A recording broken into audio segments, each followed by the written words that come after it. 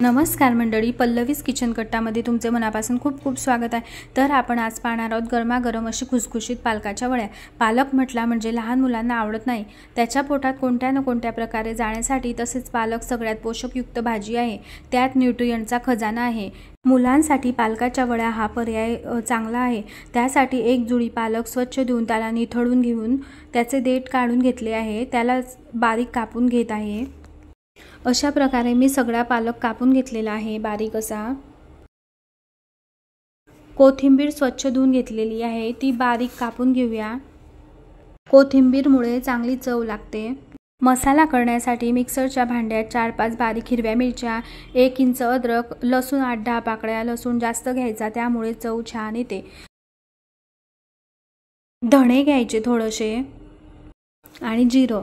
धणे आणि जिऱ्यामुळे चव छान लागते। जाडसर बारीक वाटून घेतले। एका पातेल्यात पालक कापलेला साधारण तो 1 बाउल एवढा आहे।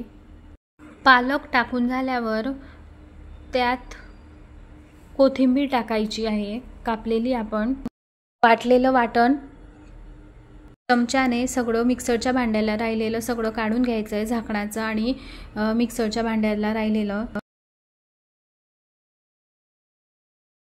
3-4 चमचे तीळ टाकायचे, थोडी हळद, मीठ टाकायचे आहे, हाताने क्रश केलेला ओवा टाकायचा, तिखट थोडे, हिंग, 1 कप बेसन पीठ टाकून घ्यायचे, अर्धा कप तांदूळाचे पीठ।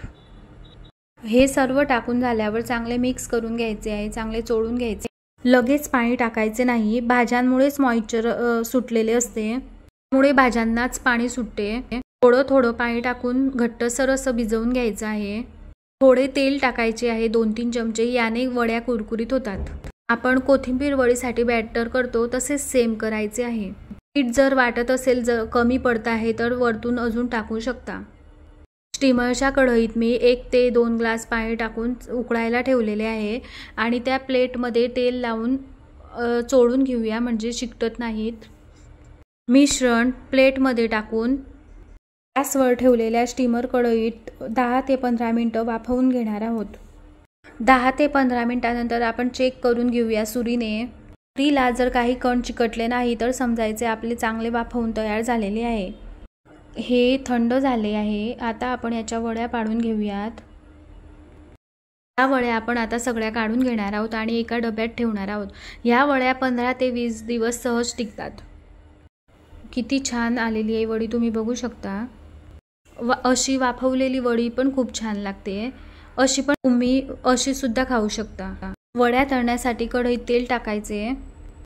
तेल गरम झाल्यावर त्यात एक एक करून अशा वड्या टाकून द्यायच्या।